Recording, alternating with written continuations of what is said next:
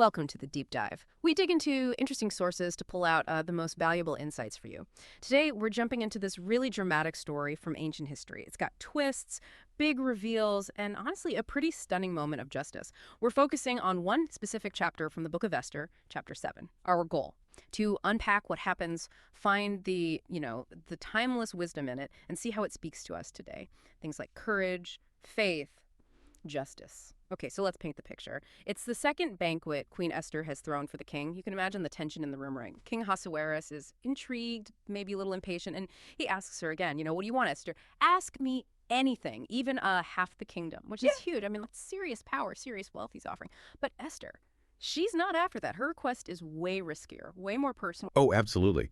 This is the moment everything hinges on. You could almost hear her voice probably shaking a bit, but firm. She asks for her life.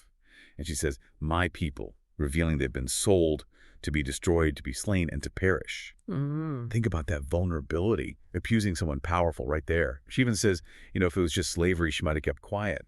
But this is annihilation. It's desperate, yeah, but also incredibly calculated. And the king's reaction, predictably perhaps, explosive, he's shocked, then just furious. He demands, Who would dare do such a thing? The tension must have been off the charts. Everyone looking at Esther. Yeah. Who's she going to name? Exactly. And she doesn't pause. She points right at Haman. The adversary and enemy is this wicked Haman, just like that. And Haman, the text says he was terrified. Instantly, his whole world just crumbles in that second, exposed. The king is so angry he has to leave, storms out into the garden, leaves Haman trapped there with the queen. Yeah, you can picture Haman just falling apart, begging Esther for his life. He knows it's over. And then the timing is just, wow. The king walks back in. Yeah. And he sees Haman basically falling onto the couch where Esther is. Yeah. And the king just misinterprets it completely, or maybe doesn't misinterpret it, Maybe it's just the final straw. Right. The perfect excuse. He thinks Haman's assaulting the queen. And that seals it. But then comes this incredible irony. One of the attendants points out, almost casually, hey, those gallows Haman built for Mordecai? The really tall ones, like 75 feet high, meant for public humiliation, really shows his arrogance. Yeah. They're standing right there at Haman's house, and the king just says instantly, hang him on it. Wow. So Haman is executed on the very gallows he built for someone else. And the king finally calms down. It's a stark example of evil plans backfiring, isn't it? That whole sequence is just incredibly dramatic. Haman's fall, Esther's courage. But let's dig into the wisdom here. Okay, let's unpack this because there are layers that really apply to us now. Definitely. The first thing that jumps out is Esther's, let's call it strategic vulnerability. She had this incredibly dangerous access to the king, right, as queen. But she didn't just burst in. She planned 2 banquets. She set the stage. Her courage wasn't impulsive. It was carefully thought out. She used her unique position, not for herself, but for her people. That timing, it feels really important. Why not just tell him immediately? Why the wait? Good question. Waiting built the context, I think. Made the reveal more powerful. Rushing might have seemed, emotional. Less credible.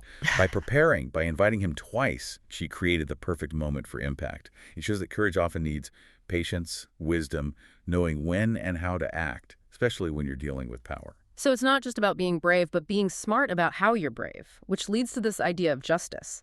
Haman seemed unstoppable for a while. Right. And that brings us to the inevitable unraveling. Haman had power, favor. He built this whole scheme, but it all fell apart in a day.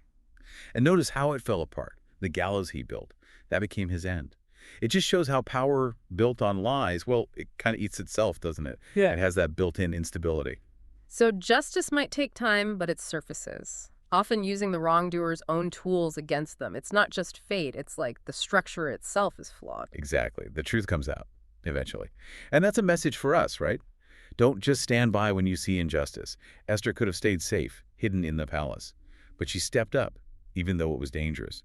We need that kind of moral courage today in our own spheres.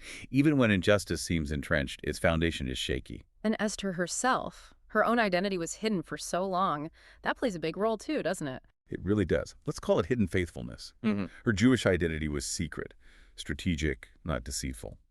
But when she did reveal it, at that exact moment, it wasn't just a fact reveal, it showed her integrity, her courage, and it was key to saving her people. It connects to that idea of being ready for the moment. That phrase, for such a time as this. Sometimes we're put in a place, a position, And when the moment comes, we need to be ready to act, using all of who we are, faithfully, clearly. Like your background, your experiences, even the hidden parts. They might be exactly what's needed. And her position itself, being queen, that influence was crucial. How does that speak to us? Yeah, it highlights influence for the collective good. She had the king's ear, a rare thing, but she used it selflessly, risked everything for others, not for more power or status for herself. Makes you think, doesn't it? Right. What influence do you have? Maybe it's not royalty. Maybe it's your voice at work, in your community, online, in your family. Even small influence can be used to protect people, lift them up, speak for them, looking beyond just our own needs. Okay, so pulling this all together, Hmm? what does this story teach us about strengthening our trust, our relationship with God, or something bigger? There's courage, strategy, yes, but underneath, trust seems huge. Absolutely fundamental. It really underscores relinquishing control and trusting the outcome. Esther took this massive risk. She had no guarantee how the king would react. He could have had her killed, but she moved forward anyway, based on faith in her cause, faith in something beyond her control. So when we act courageously, wisely, doing what's right, we can then, leave the results in God's hands. Trust the process. It's about believing that God sees, that God works, even when we can't see the ending. Acting in faith and letting go of the need to dictate every outcome, that really builds trust. So Esther 7, it's more than just history. It's a moment where secrets come out, justice arrives unexpectedly.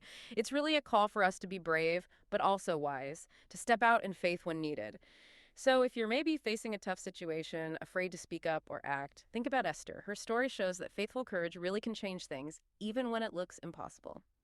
Which leaves us with a question for you. How will you apply this information in your life?